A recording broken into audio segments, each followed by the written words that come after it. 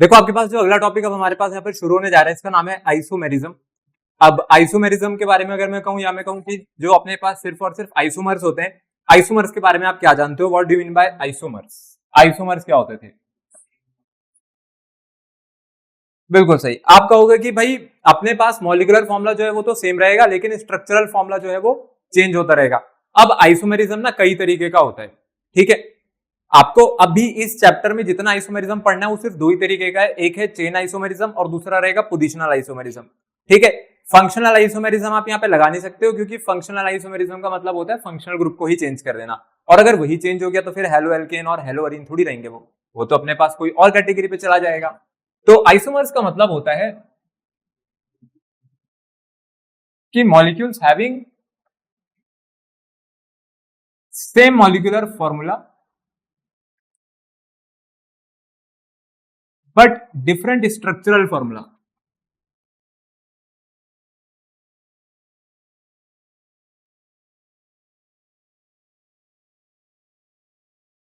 Structural फॉर्मूले अलग अलग हो जाएंगे, लेकिन मॉलिक्यूलर फॉर्मूला जो है वो अपने पास सेम बना रहेगा।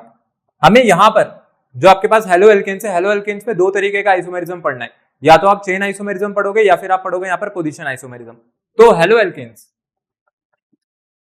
हम लोग यहां पे लिख सकते हैं कि हेलो एल्केन्स एग्जिबिट्स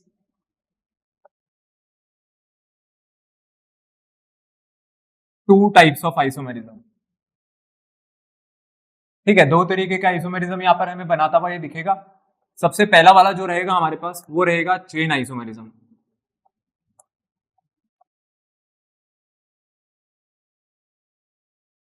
देखो आपके पास जो चेन आइसोमेरिज्म होता है, जैसे इसका नाम है चेन, मतलब एक ऐसा आइसोमेरिज्म जो कि चेन में चेंज करने के कारण अराइज होगा। मतलब आपके पास पहली बात तो नंबर ऑफ कार्बन एटम जो है वो सेम रहेंगे, बस चेन को जो बनाने का तरीका है वो बदल दिया जाएगा, ठीक है।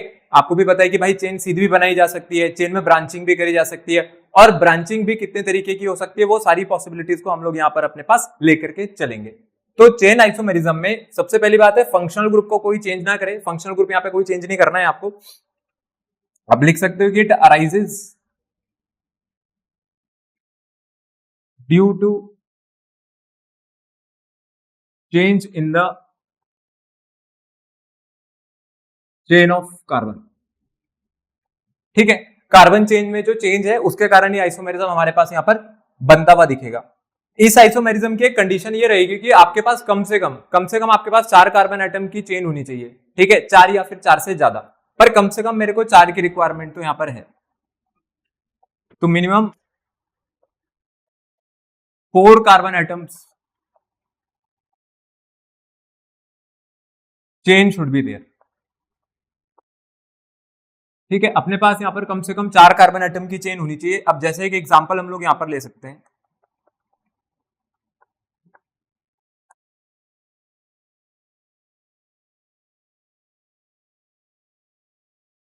ये देखो आपके पास ये पहला वाला कंपाउंड आ गया, फिर वैसे सिमिलरली एक और कंपाउंड में बना देता हूं यहां पर इसके बगल में। आप दोनों का यहां पर मॉलिक्यूलर फॉर्मूला चेक करना और फिर उसके बाद चेक करना इनकी स्ट्रक्चरल फॉर्मूले।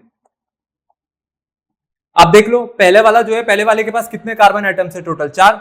अगले वाले पे भी कितने कार्बन एटम्स है? 4। कितने हाइड्रोजन है यहाँ पर? पहले वाले पे 3 और 6 कितने हो गए? 9। और वहां पर भी कितने? 3 2 5 3 8 और 1 9। यहाँ पे ब्रोमीन है, वहां पे भी ब्रोमीन है। लेकिन अगर आप इनके नाम पे जाओगे तो देखो पहले वाले का नेम क्या होना चाहिए? पहले वाला क्या है आपके पास? सिंपली क्या है अपने पास? ये तो आपके ब्रोमोब्यूटेन है, ठीक है। 4 कार्बन आइटम की चेन है तो आप ब्यूटेन से एंड करोगे, ब्रोमीन पहले पोजीशन पे लगा हुआ है, ब्रोमोब्यूटेन।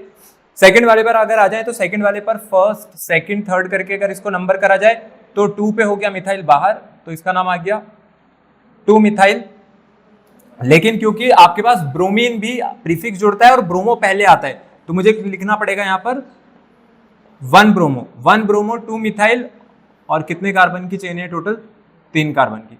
तो ये हो गया इसका नाम 1 ब्रोमो 2 मिथाइल प्रोपेन और ब्रोमोब्यूटेन। ये दोनों आपस में क्या एग्जिबिट कर रहे हैं? एक दूसरे के साथ यहाँ पर चेन आइसोमेरिज्म एग्जिबिट कर रहे हैं। चेन आइसोमेरिज्म पहचाना बहुत सिंपल है, क्योंकि इसमें कुछ होता ही नहीं है। आपके पास ये स्ट्रेट चेन थी, वहां पर मैंने चेन में ब्रांचिंग कर दी, बस इतना ही फर्क आया। फंक्शनल ग्रुप आपको नहीं बदलना है, फंक्शनल ग्रुप नहीं बदल सकते हो आप यहाँ पर, ठीक है, क्योंकि वो फंक्शनल आइसोमेरिज्म में चला जाएगा और हेलो एल्केन्स में फंक्शनल आइसोमेरिज्म नहीं होता है। ये है आपके पास सबसे पहला जो कि रहेगा चेन आइसोमेरिज्म। सेकंड आ जाते हैं अब अपने पास, जो कि रहेगा पोजीशन आइसोमेरिज्म।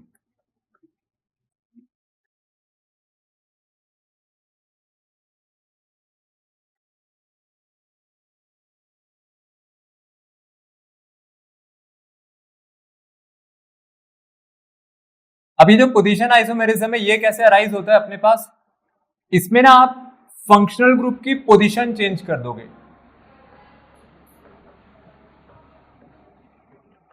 फंक्शनल ग्रुप को नहीं चेंज करना है, उसकी सिर्फ पोजीशन को चेंज करना है।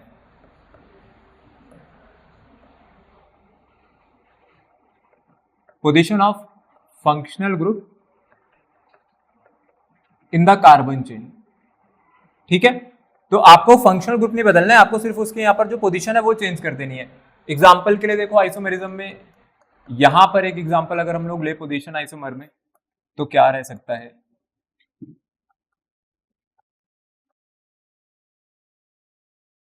जैसे ये है आपके पास एक, और वैसे मैं बोलता हूं कि एक और एग्जांपल यहां पर ले लेते हैं, बिल्कुल स्ट्रेट चेन वाला ये एलिफेटिक उठाते हैं।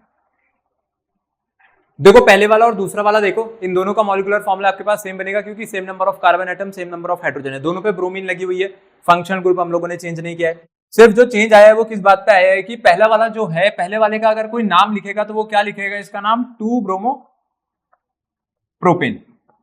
तो ये जो नाम है आपको बता रहा है कि आपका जो फंक्शनल ग्रुप है वो कौन सी पोजीशन का है, यहाँ पर सेकंड पोजीशन का है, जबकि अगले वाले का जो नाम है वो सिर्फ ब्रोमोप्रोपेन होना चाहिए।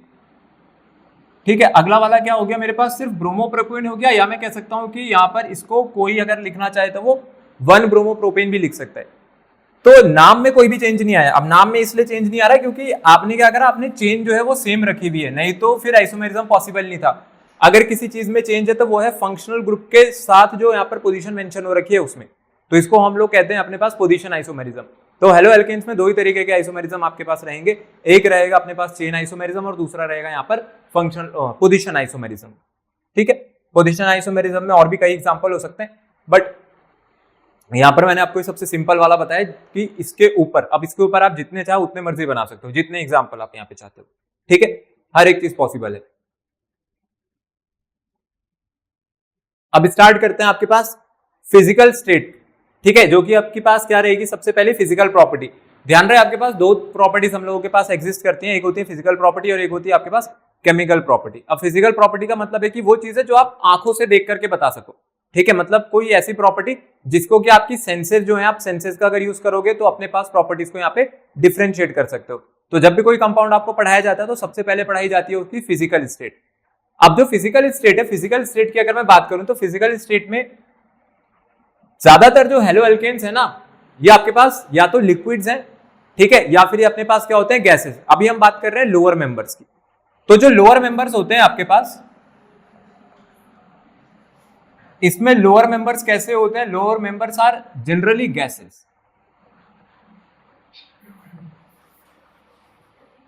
ठीक है, कोई भी हेलो एल्केन लोअर मेंबर का मतलब है कि जहां पर आपके पास number of carbon atom up to 4 carbon या अप टू 5 कार्बन एटम तक की बात हो रही होगी, तो अप टू 4 या अप टू 5 कार्बन एटम तक वाले जो मेंबर्स हैं ये सारे के सारे मेरे पास कैसे रहेंगे, आपके पास गैसेज हैं। ठीक है, आप लिख सकते हो अप टू 4 कार्बन एटम। ये जो हेलो एल्केन्स है अपने पास ये जनरली गैसेस है। फिर इसके ऊपर अगर बढ़ेंगे तो इसके ऊपर ना आपको फिर लिक्विड्स मिलने शुरू हो जाते हैं, और फिर लिक्विड के बाद क्या मिलते हैं, वहां पर सॉलिड्स मिलते हैं। पर लिक्विड भी जो आपके पास मिलते हैं अप टू 12 या अप टू 13 कार्बन तक जो है आपके पास वो लिक्विड्स है, और उसके ऊपर कहीं सॉलिड एग्जिस्ट करते हैं। तो ध्यान रहे कि हाइयर जो मेंबर्स हैं,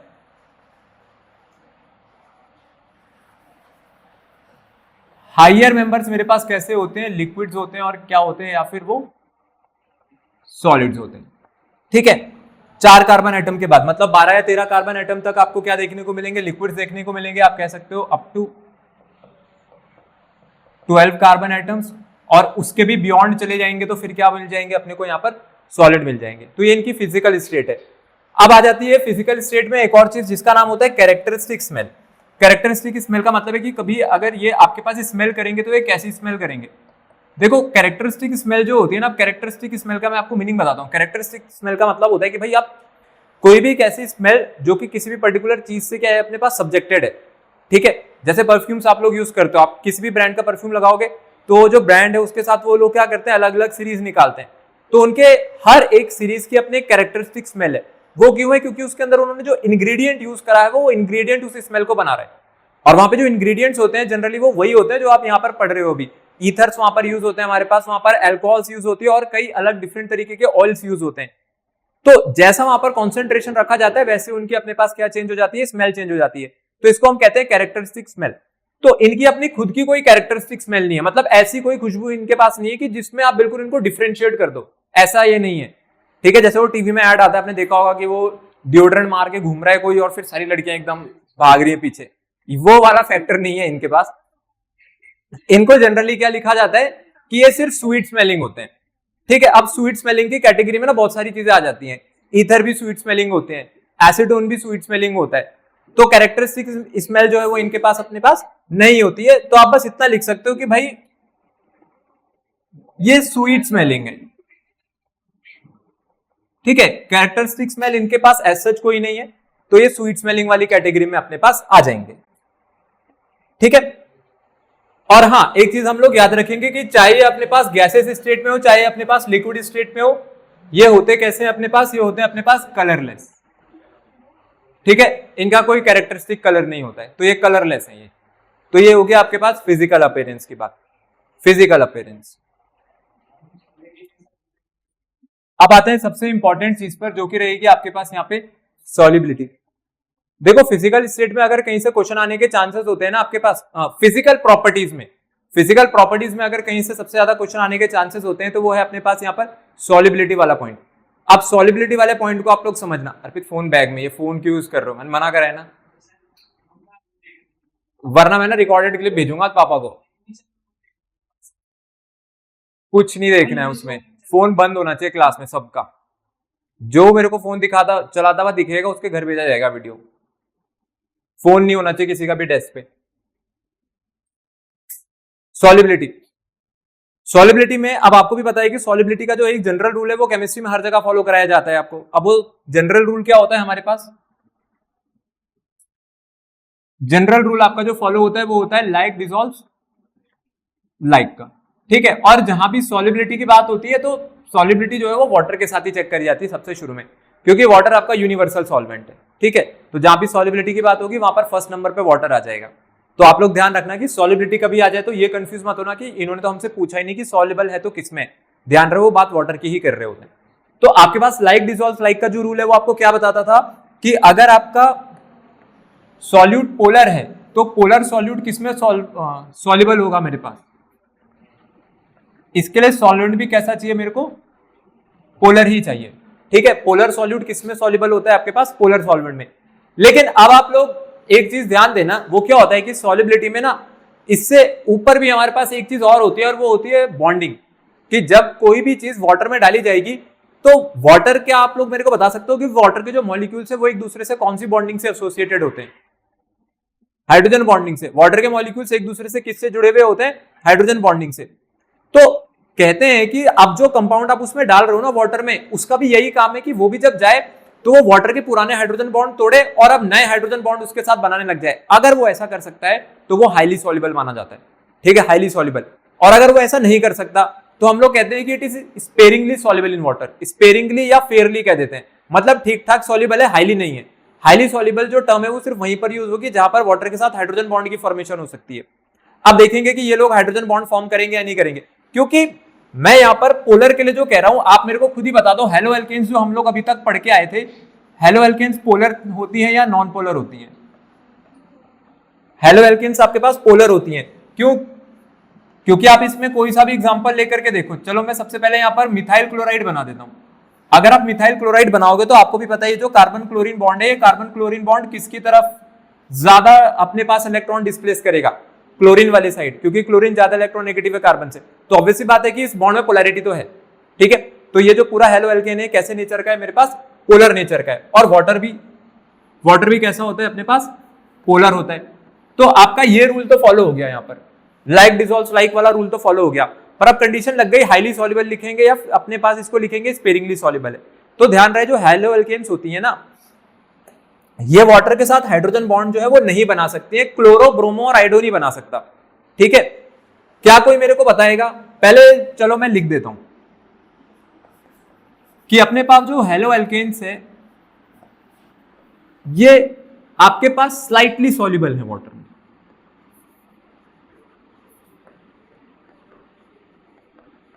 स्लाइटली सॉल्युबल है वाटर में, कोई बहुत ज्यादा हाईली सॉल्युबल है वाटर में नहीं है। उसके पीछे रीजन क्या है? उसके पीछे रीजन ये है कि जो आपके पास क्लोरो कॉमा ब्रोमो एंड जो आइडो एल्केन्स होती हैं ये क्या नहीं फॉर्म कर सकती हैं? ये हाइड्रोजन बॉन्ड नहीं फॉर्म कर सकती हैं। किसके साथ? वाटर के साथ। क्यों नहीं कर सकती हैं? क्योंकि जो हाइड्रोजन बॉन्ड होता है ना, हाइड्रोजन बॉन्ड के लिए सबसे पहली कंडीशन तो ये होती है हाइड्रोजन सिर्फ 3 ही एलिमेंट के साथ हाइड्रोजन बॉन्ड बना सकता है, नाइट्रोजन, ऑक्सीजन या सिर्फ फ्लोरीन। अगर आप क्लोरो ब्रोमो और आइडो एल्केन लेकर के आए हो ना, देखो कार्बन के साथ जो हाइड्रोजन लगी हुई है ऐसा मत समझना आप लोग, एक मिसकॉन्सेप्शन जो है वो ये होता है, जैसे ऊपर वाले ही हम लोगों ने एग्जांपल लिया था ना, मैं यहां पर मिथाइल क्लोराइड बना देता हूं, होगा क्या? आपको लगेगा कि ये जो यहां पे जो H है, कार्बन वाली जो हाइड्रोजन है और ऑक्सीजन वाली जो O है, कि इन दोनों के बीच में तो हाइड्रोजन बॉन्ड बन ही सकता है। आपको H और O के बीच में तो बोला है इंटरमॉलिक्यूलर हाइड्रोजन बॉन्डिंग करनी है, मतलब बिटवीन टू डिफरेंट। लेकिन इसके लिए जो सबसे नेसेसरी कंडीशन होती है वो ये होती है कि आपके पास जो दोनों मॉलिक्यूल है ना, दोनों मॉलिक्यूल में आपके पास सबसे पहली बात तो पोलैरिटी होनी चाहिए। ठीक है, यहां पोलैरिटी है, ऑक्सीजन हाइड्रोजन बॉन्ड के बीच में पोलैरिटी है। क्यों है? क्योंकि जब ये बॉन्ड टूटेगा तो ये किसकी तरफ टूटेगा? तो O पे नेगेटिव चार्ज आएगा, H पे पॉजिटिव चार्ज आएगा। ये जो इंटरेक्शन बनती है ये बनती है due to the difference in the electronegativity. अब जब हमने आपके पास बेसिक ऑर्गेनिक केमिस्ट्री पढ़ी तो मैंने आपको डे 1 पे ही बताया था कि जो कार्बन हाइड्रोजन बॉन्ड है ना, ये कैसा बॉन्ड होता है? ये ऑलमोस्ट नॉन पोलर बॉन्ड है, इस पे तो डिफरेंस है ही नहीं, मतलब यहां पे इलेक्ट्रोनेगेटिविटी डिफरेंस अराइज नहीं हो सकता है। तो इसका मतलब है कि अगर आप सोचो कि यार कार्बन और हाइड्रोजन में ना कार्बन ज्यादा, अपने पास क्या है कि कार्बन कम इलेक्ट्रोनेगेटिव है, हाइड्रोजन ज्यादा है, तो तब आप ये बॉन्ड इस तरफ तोड़ सकते थे और H पे कैसा चार्ज आता? नेगेटिव, और कार्बन पे कैसा चार्ज आता? पॉजिटिव। तब ये कंडीशन अपने पास यहां पर बन सकती थी। ये बॉन्ड आप यहां पे कार्बन की तरफ तोड़ते तो कार्बन पे नेगेटिव चार्ज आता और हाइड्रोजन पे कैसा चार्ज आता है? यहां पर पॉजिटिव। तब आपके पास वो कंडीशन बन सकती थी कि यहाँ पे हाइड्रोजन बॉन्डिंग जो है पॉसिबल है। लेकिन यहाँ पे सारी की सारी जो बात है वो यही होती है कि आपके पास ये चीज पॉसिबल नहीं है। क्यों पॉसिबल नहीं है? क्योंकि जो कार्बन हाइड्रोजन बॉन्ड है वो कैसा है मेरे पास? ये ऑलमोस्ट नॉन पोलर बॉन्ड होता है। ठीक है, ये आपका एक करेक्ट एक्सप्लेनेशन होगा। तो ये वाला कॉन्सेप्ट कोई भी ना लगाए। तो अब आपके पास बचा कौन फिर जो हाइड्रोजन बॉन्ड कर सकता है, जो हाइड्रोजन बॉन्डिंग में इन्वॉल्व हो सकता है? कार्बन चेन के साथ लगी हुई हैलोजन। अब हैलोजन में चाहे क्लोरो लगा दो, चाहे ब्रोमो लगा दो, चाहे आयोडो लगा दो, कोई फर्क ही नहीं पड़ता। ना क्लोरीन, ना ब्रोमीन, ना आयोडीन, इन तीनों में से भी कोई भी एलिमेंट ऐसा नहीं है जो क्या करता हूं मेरे पास हाइड्रोजन बॉन्डिंग में पार्टिसिपेट करता हूं। हाँ, फ्लोरीन अगर लगा हुआ है तो एक पॉसिबिलिटी होती है। क्यों? क्योंकि फ्लोरीन क्या कर सकता है? फ्लोरीन को अगर आप देखोगे तो फ्लोरीन हाइड्रोजन के साथ क्या कर सकता है? वहां पर हाइड्रोजन बॉन्ड कर सकता है। तो ये जो क्लोरो ब्रोमो और आइडो एल्केन्स है, हाइड्रोजन बॉन्ड वाटर के साथ फॉर्म नहीं कर सकते हैं। ठीक है, तो ये वाली चीज या ये वाला मिसकंसेप्शन अपने दिमाग में लेकर के मत चलना, इसीलिए मैंने आप लोगों को यहां पर ये समझा दिया। ठीक है, तो हाईली सॉल्युबल समझ आया? हाईली सॉल्युबल कब मानेंगे? हाईली सॉल्युबल टर्म का तभी यूज करना है जब कोई कंपाउंड वाटर के पुराने बॉन्ड तोड़ सके, मतलब वाटर का हाइड्रोजन बॉन्ड तोड़ सके और खुद भी जाकर के उसके साथ हाइड्रोजन बॉन्ड बनाए। ठीक है, तो हम लोग लिख देंगे कि strong solubility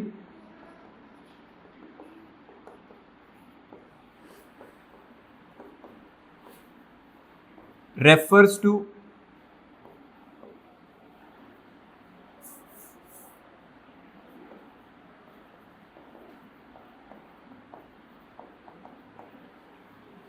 dissociation of old H bonds in H2O molecules and new hydrogen bond should be formed.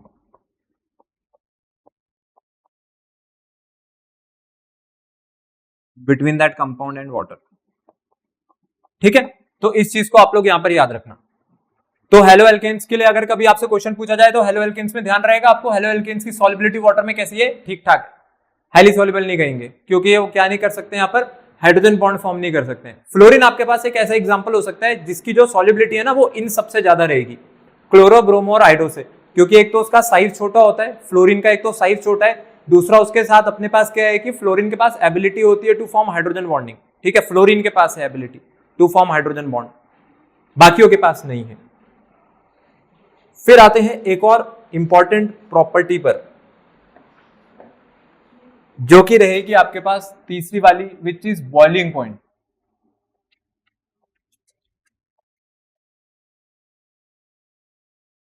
एक इंपॉर्टेंट प्रॉपर्टी, ठीक है, one of the most important property. जितना सॉल्युबिलिटी इंपॉर्टेंट है उतना ही आपके पास यहां पर बॉइलिंग पॉइंट भी इंपॉर्टेंट है। देखो बॉइलिंग पॉइंट का ना एक जनरल रूल होता है। जनरल रूल का मतलब है कि अपने पास आम भाषा में अगर बॉइलिंग पॉइंट को समझना है तो वो आपको भी पता होगा कि भाई बॉइलिंग पॉइंट का मतलब है कि मैं कितना टेम्परेचर दूं कि जिससे अपने पास जो कंपाउंड है या जो सब्सटेंस है वो अपनी लिक्विड से को छोड़ करके किस में आ जाए, वेपर फेज में। और या अगर हम इसकी बिल्कुल परफेक्ट डेफिनेशन दे तो वो क्या होती थी कि वो टेम्परेचर जिसपे जो आपके पास वेपर प्रेशर है, किसका वेपर प्रेशर, लिक्विड का, वो किसके इक्वल हो जाता था हमारे पास, एटमॉस्फेरिक प्रेशर के। ये पढ़ाया गया था आपको चैप्टर 1 सॉल्यूशंस में। ठीक है, तो खैर अभी चलो उस चीज की बात कर लेंगे क्योंकि मुझे पता है चैप्टर 1 किसी को भी याद नहीं होगा, बहुत पुरानी बात हो गई, कभी पढ़ा था। तो जो बॉइलिंग पॉइंट है, बॉइलिंग पॉइंट में जो आपके पास जनरल रूल होता है वो ये होता है कि बॉइलिंग पॉइंट ना डायरेक्टली प्रोपोर्शनल होता है किसके, मॉलिक्यूलर मास के। अगर आपके पास कभी क्वेश्चन आ जाए या कभी कोई कंपाउंड कंपेयर करने को आ जाए ना, तो पहले तो आप मॉलिक्यूलर मास निकालो। ठीक है, मॉलिक्यूलर मास जिसका जितना ज्यादा है उसका बॉइलिंग पॉइंट उतना ज्यादा होता है, सिंपल। पर ऐसा क्वेश्चन आएगा नहीं, क्योंकि जहां केमिस्ट्री में कोई भी रूल सीधा सीधा लग रहा होता है वहां पे वो नहीं पूछेंगे, उन्हें पता है तो सभी को आता होगा। ठीक है, अब आएगी बारी कि फिर आप क्या करवाना चाहते हैं। वो बॉइलिंग पॉइंट में अब जो दूसरा इंपॉर्टेंट फैक्टर होता है ना वो होता है आपके पास सरफेस एरिया। क्या होता है अपने पास यहां पर, सरफेस एरिया। तो बॉइलिंग पॉइंट को एक तो आपको ध्यान रखना है कि बॉइलिंग पॉइंट जो है मेरे पास मॉलिक्यूलर मास के डायरेक्टली प्रोपोर्शनल है। और आप ऐसा भी लिख सकते हो, पहले पॉइंट पे मैं यहां पर ये लिख देता हूं, अगर आपका पहले पॉइंट से आंसर निकल रहा है तो बाकी दो पे नहीं जाना है, जिसके बारे में भी हम डिस्कस करेंगे। पहले से आंसर निकल गया, छोड़ेंगे, टिक लगाएंगे, आगे बढ़ेंगे। नहीं हो रहा है अगर, तो आपको भी ध्यान रखना है कि जो आपका बॉइलिंग पॉइंट है ना वो सरफेस एरिया पे भी डिपेंड करता है। अगर आपका सरफेस एरिया ज्यादा है, आपका मतलब कि कंपाउंड का, अगर सरफेस एरिया हमारे पास यहां पर ज्यादा है तो सरफेस एरिया ज्यादा होने से क्या होता है, जो बॉइलिंग पॉइंट है ना वो बढ़ता है। आप मेरे को एक ऐसा शेप बताओ, ठीक है, जिसका सरफेस एरिया मिनिमल होता है, मतलब सबसे कम। मतलब मैं आपको अगर कोई सामान दूं और कहूं कि मेरे को एक ऐसा शेप बना के दो इससे जो सबसे कम सरफेस एरिया अक्वायर करे, तो वो क्या होगा, स्क्वायर, स्फेयर, बिल्कुल सही, स्फेयर। स्फेयर, ये आपने फिजिक्स में पढ़ा होगा, क्लास 11th में, चैप्टर का नाम था सरफेस टेंशन। नहीं पढ़ा, पढ़ा है, वहां पे आपने क्वेश्चन भी पढ़ा होगा, why raindrops are spherical in shape. तो आपको पढ़ाते थे कि वो स्फेरिकल क्यों होती है शेप में। जब आपको ठंड भी लगती है ना, तो आपने भी तो देखा होगा, जब आपको ठंड लगती है तो आप लोग क्या करते हो, ऐसे बिल्कुल हाथ पैर बिल्कुल ऐसे सिकोड़ लेते हो एकदम। तो आप क्या करना चाहते हो, आप एक स्फेरिकल शेप अक्वायर करना चाहते हो, क्योंकि अगर आपने स्फेरिकल शेप अक्वायर कर लिया तो आपकी जो बॉडी है ना सराउंडिंग के साथ, वो हीट जो एक्सचेंज है उसको बंद कर देगी। तो हमेशा हम लोग कोशिश करते हैं कि मैं मिनिमम सरफेस एरिया पे आ जाऊं। ठीक है, ये भी आपने फिजिक्स में पढ़ा होगा कि जो हीट ट्रांसफर है वो किसके डायरेक्टली प्रोपोर्शनल होता है, सरफेस एरिया के। जितना सरफेस आपकी सराउंडिंग के साथ डायरेक्ट कांटेक्ट में होगा उतना हीट ट्रांसफर वहां पर अवेलेबल होता है। तो देखो दोनों चीजें साथ साथ चल रही है। तो बॉइलिंग पॉइंट जो है वो किसके डायरेक्टली प्रोपोर्शनल है, सरफेस एरिया के। अब बात आती है सरफेस एरिया कैसे निकालेंगे। आपको चेक करनी है सिमेट्री। अभी आपको कंपाउंड के एग्जांपल से समझाऊंगा, कंफ्यूज मत होना। अगर आपके कंपाउंड में सिमेट्री ज्यादा है ना, तो सिमेट्री ज्यादा होने से सरफेस एरिया छोटे होते हैं। ठीक है, और सरफेस एरिया कम हो गया तो बॉइलिंग पॉइंट भी क्या हो जाएगा, मेरे पास कम हो जाएगा। मैं इस वाले पार्ट को भी छोड़ रहा हूं, मॉलिक्यूलर मास वाले पॉइंट को, क्योंकि इसमें कुछ है नहीं। अगर आपके पास एक जगह CH3Cl रखा हुआ है, एक जगह है CH3Cl और एक जगह है CH3F, किसका मॉलिक्यूलर मास ज्यादा आएगा, CH3Cl का या CH3F का। ऑब्वियसली बात है कि इसका जो मॉलिक्यूलर मास है वो ज्यादा है, क्यों, क्योंकि क्लोरीन का कितना होता है 35.5, तो इसी का होता है। तो ऑब्वियसली बात है कि मॉलिक्यूलर मास में तो ये जीत गया। तो ऐसे क्वेश्चन नहीं पूछेंगे आपसे जहां पे मॉलिक्यूलर मास पे आंसर बन रहा होगा, वहां तो आप वैसे ही बता दोगे। क्वेश्चन आपसे यहां पूछा जाएगा और नाम देंगे, वो बना के नहीं देंगे कंपाउंड, नाम देंगे, बनाना आपको पड़ेगा। देखो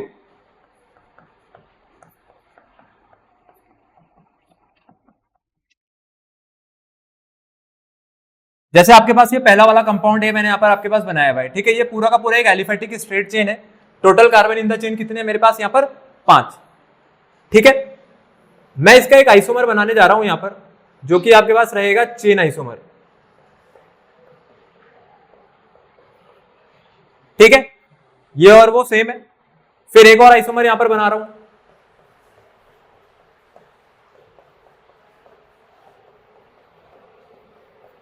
ये रहे आपके पास। अगर आप सरफेस एरिया की बात करते हो ना, और पहले वाले को अगर आप देखोगे तो ये रहा इसका सरफेस एरिया, फिर ये है अगले वाले का सरफेस एरिया जिसमें थोड़ी सी ब्रांचिंग की उम्मीद थी, और यह है लास्ट वाले का सरफेस एरिया। आपको क्या लगता है कहां पर आपका सरफेस एरिया जो है वो स्फेरिकल की तरफ बढ़ रहा है या सर्कुलर मैनर की तरफ बढ़ रहा है? लास्ट वाले में, क्योंकि वहां पर ब्रांचिंग बहुत हाई है।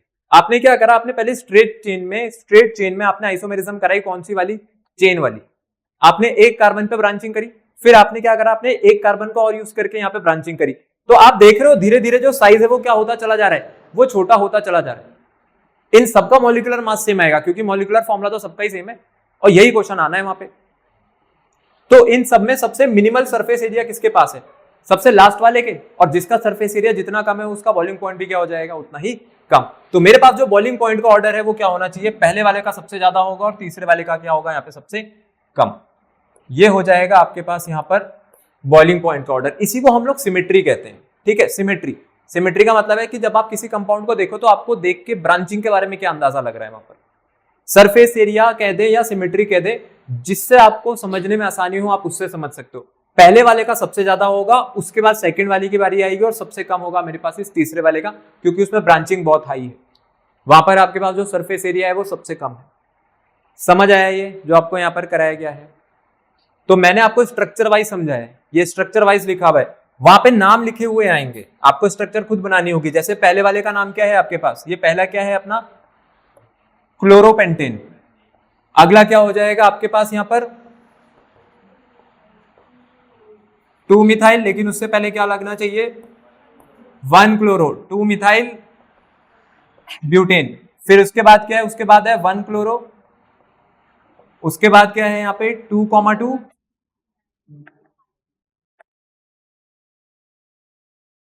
डाइमिथाइल, और लास्ट में क्या आएगा, प्रोपेन, ठीक है। तो क्वेश्चंस जब आपको दिए जाएंगे तो क्वेश्चन में एग्जामिनर ये देता है, नाम देता है, स्ट्रक्चर नहीं देता। तो इसलिए आपको नेमिंग पहले कराई जाती है, क्योंकि भाई अगर बच्चे को नेम से स्ट्रक्चर ही बनानी नहीं आएगी तो फिर वो ये सब चीजें कुछ नहीं समझ सकता। अब इसको आप रट के जाओगे तो कोई फायदा नहीं है, ठीक है। मेरा कहने का मतलब ये है कि अगर आपने आज जैसे क्लास अटेंड करी तो एग्जाम डे तक 50-60% बच्चे ऐसे होंगे जो ये पार्ट रिटेन कर लेंगे कि हाँ मॉलिक्यूलर मास और सिमेट्री वाला फैक्टर है। पर उस 50-60% में से भी शायद ही 10% बच्चे ऐसे होंगे जिनको इस चीज की भी प्रैक्टिस जिसने घर जाकर के करी होगी। तो ये जो प्रैक्टिस है ये करना आपके लिए बहुत इंपॉर्टेंट है। जब आप घर जाओ तो आपकी कॉपी बंद होनी चाहिए, आपको कॉपी बंद करनी है, और आपको देखना है कि आज आपने जो चीज पढ़ी है, जो आज आपने क्लास में पढ़ा है, क्या आप उसको बिना देखे लिख पा रहे हो या नहीं। ऑर्गेनिक में यही रूल होता है, ऑर्गेनिक में, बाकी जगह नहीं कर सकते पर ऑर्गेनिक में कर सकते हैं, क्योंकि ऑर्गेनिक में सिर्फ बॉन्ड खींचने हैं आपको। आप बॉन्ड खींचते हुए चलोगे आपसे कंपाउंड खुद ही बन जाएंगे। ऑर्गेनिक कोई बहुत हार्ड या कोई बहुत डिफिकल्ट सब्जेक्ट नहीं है, अगर आप प्रैक्टिस नहीं करोगे तो ये बन जाएगा, सिंपल होता है ये।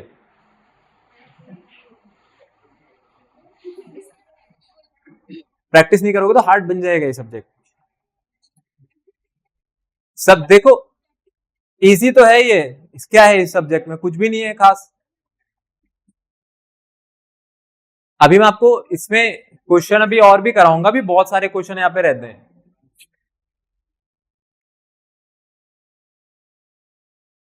चलो डाइपोल मूवमेंट की यहाँ पर बात कर लेते हैं। आपके पास डाइपोल मूवमेंट क्या होता है? वैसे डाइपोल मूवमेंट का क्या फॉर्मूला होता है, फिजिक्स में आपको पढ़ाया गया होगा शायद।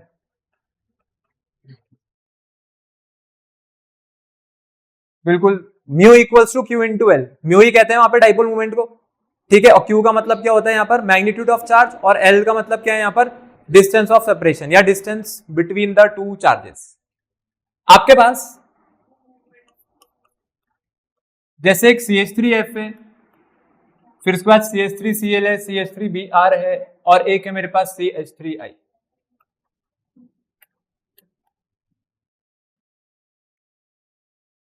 इन सब में आप मेरे को बताओ इन सब में जो इलेक्ट्रोनेगेटिविटी डिफरेंस है वो सबसे हाई कहां पर है? सबसे हाई इलेक्ट्रोनेगेटिविटी डिफरेंस कहां पर है? कार्बन और फ्लोरीन में। और सबसे कम इलेक्ट्रोनेगेटिविटी डिफरेंस कहां पर होगा? कार्बन और आयोडीन में। ठीक है, इस चीज से क्या तय होती है? इस चीज से तय होती है आपके पास मैग्नीट्यूड ऑफ द चार्ज। भाई जब आपके पास चार्ज आप इंड्यूस कराओगे तो कैसे कराओगे? इलेक्ट्रोनेगेटिविटी डिफरेंस के बेसिस पे तो कराओगे। फिर सेकंड नंबर पे क्या आएगा? सेकंड नंबर पे मेरे पास आएगा कि उन चार्जेस के बीच में डिस्टेंस कितनी है। कार्बन का साइज तो सब में सेम रहेगा, बदलेगा तो है नहीं। किसके साइज बदलते चले जाएंगे? आपके पास यहां पर लगे हुए हैलोजन के। तो अब आप लोग मेरे को बताना कि यहां पर क्या आंसर होना चाहिए। अच्छा सबसे कम बता दो मेरे को, सबसे कम आपके पास डाइपोल मूवमेंट कहां पर है? सबसे कम डाइपोल मूवमेंट CH3I में। जहां पे इलेक्ट्रोनेगेटिविटी डिफरेंस सबसे कम है वहां पर मैग्नीट्यूड ऑफ चार्ज भी तो सबसे कम होगा। इलेक्ट्रोनेगेटिविटी डिफरेंस बहुत सिंपल सी बात होती है, बहुत सिंपल चीज है। एक आपको बहुत नॉर्मल, आप इसको अपने वैसे एग्जांपल लिया करो आपकी डेली लाइफ से। जैसे आप अगर आप कोई दो दोस्त हो, अब एक जो दोस्त है वो बहुत शांत नेचर का है और एक जो दोस्त है वो बहुत गुस्से वाले नेचर का है। तो उन दोनों के बीच में जब भी किसी भी बात पे अगर अनबन होगी तो एक जो होगा वो कुछ नहीं बोलेगा और दूसरा वाला जो है वो हमेशा गुस्सा ही करेगा। ठीक है, तो सेम चीज इनके बीच होती है। जब भी बॉन्ड टूटने की कोशिश होती है तो सेपरेशन होती है, चार्जेस की सेपरेशन होती है, जैसे दोस्तों में सेपरेशन होती है वैसे यहां पर भी होता है।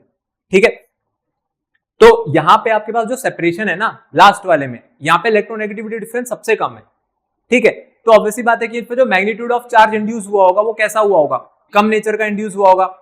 अब उसके साथ अगर मैं साइज पे आपसे पूछूं तो आपको भी पता है कि फ्लोरीन, क्लोरीन, ब्रोमीन और आयोडीन में सबसे ज्यादा साइज किसका है? आयोडीन का साइज सबसे ज्यादा है। ठीक है, तो जो साइज होता है ना, साइज डाउन द ग्रुप जो मेरे पास बढ़ता है वो, और दूसरा फैक्टर मेरे को यहां पर क्या देखना है? ये क्यू। इन दोनों का मिला जुला जो इफेक्ट है आपको यहां पर डाइपोल मूवमेंट के बारे में बताएगा। तो एक चीज तो ये है कि जैसे जैसे आप CH3I से CH3Cl की तरफ बढ़ोगे ना तो आपके पास डाइपोल मूवमेंट क्या होती चली जाती है? बढ़ती चली जाती है। तो सबसे कम डाइपोल मूवमेंट किसकी है? CH3I की। उसके पीछे क्या रीजन है? कि यहां पर कार्बन और आयोडीन के बीच में जो इलेक्ट्रोनेगेटिविटी डिफरेंस है वो कैसा है? लीस्ट है। तो मैं लिख सकता हूं लीस्ट इलेक्ट्रोनेगेटिविटी डिफरेंस। लेकिन अब पता है क्या हुआ? अब आपके पास बचे CH3Cl और CH3F। इनमें सबसे कम होना वैसे सबसे ज्यादा होना किसका चाहिए था? CH3F का, बट होता किसका है अपने पास? CH3Cl का। उसके पीछे रीजन ये होता है कि फ्लोरीन का जो साइज है ना वो छोटा होता है और एक्सट्रीमली छोटा होता है। ठीक है, तो आपके पास अगर ये कम हो जाएगा तो ये भी क्या हो जाएगा? कम हो जाएगा, क्योंकि एक दूसरे के डायरेक्टली प्रोपोर्शनल है। तो मैग्नीट्यूड ऑफ चार्ज वाला फैक्टर तो था ही, लेकिन हमें डिस्टेंस ऑफ सेपरेशन भी देखनी है। तो डिस्टेंस ऑफ सेपरेशन जो है ना कार्बन और फ्लोरीन में वो सबसे कम है। तो वैसे यहाँ पे सबसे जो आपके पास ज्यादा है, जो आपके पास सबसे ज्यादा डाइपोल मोमेंट है वो किसका होना चाहिए था? CH3F का, बट होता किसका है? CH3Cl का। वो डिस्टेंस जो है वो उसको कंपनसेट कर देती है। ठीक है, तो इसलिए अपने को यहाँ पे क्या करना है? CH3Cl जो आप लोगों ने यहाँ पर लिखा है और ये जो CH3F लिखा है, पहले यहां पर एक एक्सपेक्टेड ऑर्डर बना देते हैं। ठीक है, एक्सपेक्टेड करके लिखेंगे तो ज्यादा सही रहेगा। ये आपके पास एक्सपेक्टेड ऑर्डर है। अब मैं नीचे बना रहा हूं इसका एक्चुअल ऑर्डर। तो अगर आप एक्चुअल ऑर्डर की बात करो तो एक्चुअल ऑर्डर में पहले कौन आएगा? CH3Cl आएगा, फिर CH3F आएगा, उसके बाद तो कोई चेंज नहीं है, CH3Br है और ये CH3I है। ठीक है, ये है आपके पास डाइपोल मोमेंट की ऑर्डर।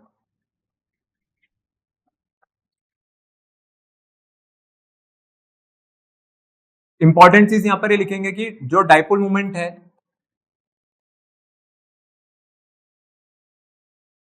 किसका? CH3F का। ये क्या आ रहा है? ये जो CH3F का जो डाइपोल मोमेंट है ये क्या आ रहा है? ये आपके पास इससे तो कम से कम CH3I में सबसे कम था और सबसे ज्यादा किस में होना चाहिए था? CH3F में। पर ये CH3F का उससे भी कम हो गया, तो dipole moment of CH3F is smaller या लेस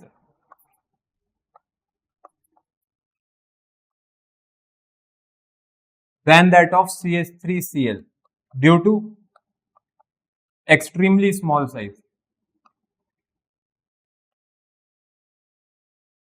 और वो भी किसका? फ्लोरीन का। ठीक है, तो चार्जेस के बीच की जो डिस्टेंस ऑफ सेपरेशन अगर वो कम हो जाएगी तो भाई फिर वो डाइपोल मोमेंट को भी कम कर देगी।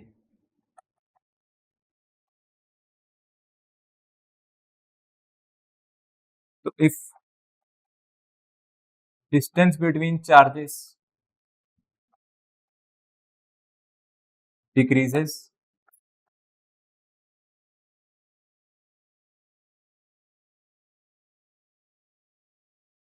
Then dipole moment will also. ठीक है, इसलिए CH3F का जो डाइपोल मोमेंट है वो कम हो गया। किससे कम हो गया? CH3Cl से।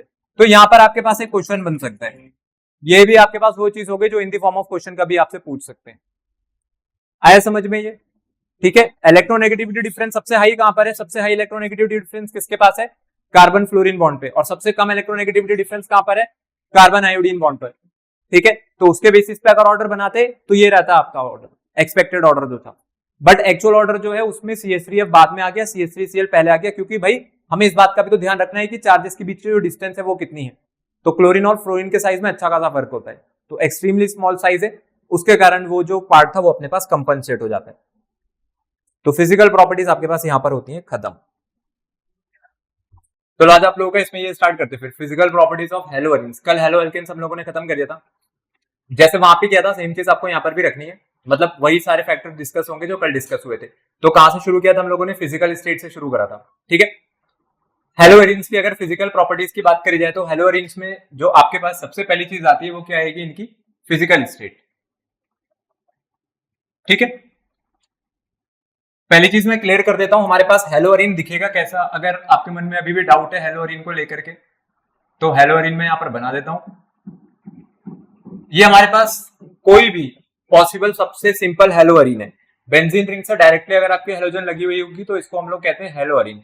ठीक है, या इन्हीं को हम लोग क्या कहते हैं? एराइल हैलाइड्स भी कहते हैं। एराइल हैलाइड्स कह देंगे या हेलोअरीन कह देंगे, बात एक ही है।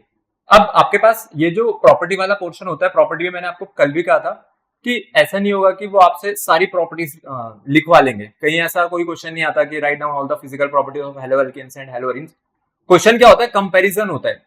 ठीक है, alkyl halide versus aryl halide की कंपैरिजन आएंगी। तो इसलिए आपको ये जो चीजें हैं ये अपने दिमाग में रखनी है।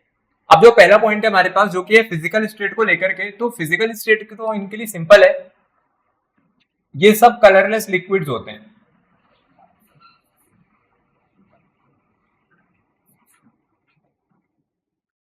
ज्यादातर आपको इसमें कलरलेस लिक्विड देखने को मिलेंगे, और या फिर ये हो सकते हैं अपने पास क्रिस्टलाइन सॉलिड्स। ठीक है, कलरलेस लिक्विड हो गया और दूसरे क्या हो गए यहाँ पर अपने पास? ये क्रिस्टलाइन सॉलिड्स हो गए। ठीक है, जबकि वहां पर क्या था? वहां पर हम लोगों ने जब स्टेट डिस्कस करी थी हेलो एल्केन्स में, तो हेलो एल्केन्स की फिजिकल स्टेट में क्या था? लोअर मेंबर्स में हमने कहा था कि गैसेस है, फिर उसके बाद जब आप 4 या 5 कार्बन से ऊपर बढ़ जाओगे तो आपको फिर वहां पे लिक्विड भी देखने को मिलेंगे, और अगर आप और हायर मेंबर्स पे जाते हो तो फिर आपके पास सॉलिड पार्ट स्टार्ट होता था। ठीक है, वो भी कलरलेस होते थे, ये भी कलरलेस है। तो यहां पर क्या है? यहां पर हम लोग बात कर रहे हैं कि ये गैसेस फॉर्म में नहीं होते, ज्यादातर अपने पास कैसे रहते हैं? ये लिक्विड फॉर्म में रहते हो। लिक्विड में भी कैसा है? लिक्विड में भी कह रहे हैं कि कलरलेस लिक्विड है। सेकेंड पार्ट पर आ जाते हैं। सेकेंड पार्ट है आपके पास सॉलिबिलिटी। अब जो सॉलिबिलिटी है ना, सॉलिबिलिटी के लिए आपको अगर रूल लगाना है तो कल भी मैंने आप लोगों को एक रूल बोला था सॉलिबिलिटी का, और सॉलिबिलिटी का रूल क्या रहता था अपने पास? लाइक डिसॉल्व्स लाइक का। और जब भी हमें किसी कंपाउंड की सॉलिबिलिटी के बारे में बोला गया होगा, पूछा गया होगा, तो ऑब्वियसली बात है आपसे किसके अंदर पूछ रहे हैं? उसकी सॉलिबिलिटी हमेशा वाटर के अंदर पूछ रहे हैं। अब वाटर जो है वो पोलर नेचर का होता है, तो बस आपको इतना चेक करना है कि आपकी जो हेलोअरीन है वो पोलर नेचर की है या नहीं है। तो क्या आप मेरे को बताओगे आपकी हेलोअरीन पोलर नेचर की है या नहीं है? कौन बताएगा मेरे को? कौन है हमारे बीच ऐसा जो इस बात का जवाब देना चाहेगा कि यहाँ पर जो हेलोअरीन है ये पोलर नेचर का है या नॉन पोलर नेचर का है? बॉन्ड बॉन्ड स्टडी करना है आपको। कार्बन हेलोजन बॉन्ड पोलर है, कार्बन हेलोजन बॉन्ड पोलर है यहाँ पे, पक्का? ठीक है, नॉन पोलर है। अगर नॉन पोलर है तो क्यों है, और पोलर है तो क्यों है? इलेक्ट्रोनेगेटिविटी डिफरेंस है। मतलब पोलैरिटी में मैं एक बार फिर से एक चीज क्लियर कर देता हूं, इलेक्ट्रोनेगेटिविटी डिफरेंस तो है ही, लेकिन उसके साथ आप ये भी चेक करोगे कि ये जो सिग्मा बॉन्ड बनी हुई है ना कार्बन और हेलोजन के बीच में, कि जब ये टूटेगी तो अपने पास ये जो बॉन्ड पेयर है किसकी तरफ को शिफ्ट ले लेंगे? अपने पास हेलोजन की तरफ को। अगर आप इस बॉन्ड को पोलर सोच रहे हो तो पोलर है नहीं। उसके पीछे रीजन क्या है कि ये जो हेलोजन है इसके ऊपर क्या रखे हुए अपने पास? लोन पेयर रखे हुए, और ये बन गया double single lone pair. Double single lone pair किसका केस है आपके पास? ये आपके पास है रेजोनेंस। तो आप जो लोन पेयर देख रहे हो ना, जो लोन पेयर आपको हेलोजन में दिख रही है वो लोन पेयर हेलोजन के पास है ही नहीं। वो लोन पेयर कहां पर है? वो लोन पेयर आपके पास इस कॉन्जुगेटेड सिस्टम में या फिर रिंग में डीलोकलाइज हो रखी है, तो इससे क्या होता है, इससे ना बॉन्ड पोलैरिटी खत्म हो गई। बॉन्ड पोलैरिटी क्यों खत्म हो गई? पोलैरिटी में क्या होता है, पोलैरिटी का मतलब होता है कितनी जल्दी हम नेगेटिव या फिर पॉजिटिव चार्ज इंड्यूस कर पाएंगे। यहाँ पे वो चीज नहीं हो पाएगी। क्यों नहीं हो पाएगी? क्योंकि जिसकी इलेक्ट्रोनेगेटिविटी थी, हैलोजन की इलेक्ट्रोनेगेटिविटी किसके कारण है? उस पे प्रेजेंट लोन पेयर्स के कारण है। बट उसने अपना लोन पेयर रेजोनेंस के कारण कहां पर फैला रखा है? पूरे रिंग में। ये रिंग में डीलोकलाइज हो रखा है, तो इसके कारण ये जो कार्बन हैलोजन बॉन्ड है ना, जो कि शायद आपको पोलर दिख रहा था, वो पोलर है नहीं, और लोन पेयर कभी बनावा नहीं आता। लोन पेयर आपको खुद बनाना है। नाइट्रोजन दिख जाए कहीं, ऑक्सीजन दिख जाए कहीं, हैलोजन दिख जाए, तो इनमें जब भी आपको कहीं दिखे तो सबसे पहले आपके दिमाग में कोई चीज आनी चाहिए, तो वो लोन पेयर है। नाइट्रोजन पे भी लोन पेयर होते हैं, ऑक्सीजन पे भी लोन पेयर होता है, और हैलोजन पे भी लोन पेयर है। यही इनके कंपाउंड्स की प्रॉपर्टीज को अपने पास डिसाइड करते हैं। तो ये जो लोन पेयर है ना, इस लोन पेयर के कारण क्या हुआ, ये जो कार्बन हैलोजन बॉन्ड है कैसे नेचर का आ गया मेरे पास? ये नॉन पोलर नेचर का आ गया। अब वाटर क्या होता है? वाटर आपके पास पोलर होता है, तो इसका मतलब हेलोअरीन्स कैसी होती हैं? हेलोअरीन्स कैसे नेचर की अपने पास? Haloarenes are non polar in nature. जब हम केमिकल प्रॉपर्टीज करेंगे तो वहां पर आपके पास सबसे पहले यही आएगा, नेचर ऑफ CH बॉन्ड ही आएगा। जब अभी आपको केमिकल प्रॉपर्टीज कराई जाएंगे ना, तो केमिकल प्रॉपर्टीज में सबसे पहले कार्बन हैलोजन बॉन्ड का ही नेचर आएगा। तब वहां पर और डिटेल में पढ़ेंगे कि ये जब रेजोनेट करता है तो होता क्या है वहां पर अभी के लिए हम लोग क्या ध्यान रखेंगे कि अपने पास जो हेलोअरीन्स है ये नेचर में कैसी होती है? नॉन पोलर होती है। इसका मतलब वाटर सॉल्युबल तो नहीं है। ठीक है, सिंपल। जबकि हेलो एल्केन्स वाटर में सॉल्युबल, ठीक, तो ये कैसी हो गई वाटर में? इनसॉल्युबल। तो they are insoluble in water, और उसके पीछे आप रीजन क्या लिख देना? उसके पीछे आप रीजन लिख देना कि haloarenes are non polar in nature.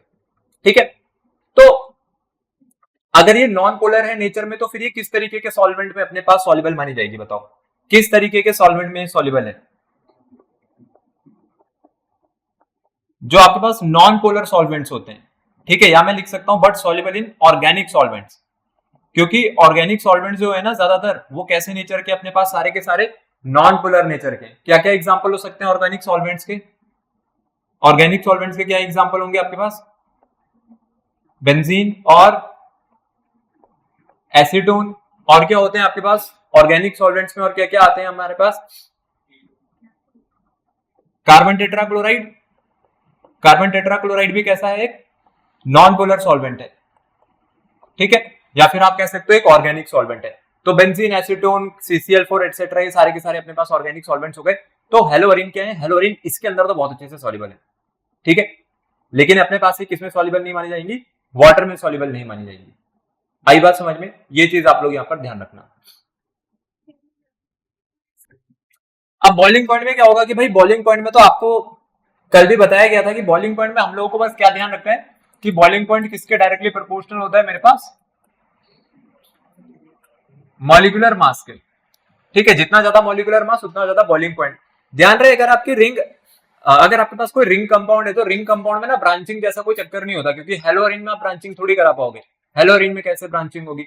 वहां पे तो मैं क्या कर सकता हूं, वहां पे आप तो आपकी रिंग में या तो मैं हेलोजन का नेचर चेंज कर दूं, या फिर मैं number of halogen atoms change कर दूं, क्योंकि चेन जैसी चीज यहां बनाना पॉसिबल नहीं है, नहीं तो वो हेलोअरीन नहीं रहेगा। तो इस पे तो क्या है कि इस पे अगर मैं आपको एग्जांपल दूं, जैसे मैं यहाँ पर सबसे पहले ले लेता हूं फ्लोरोबेंजीन, फिर हम लोग लिख सकते हैं यहाँ पे क्लोरोबेंजीन,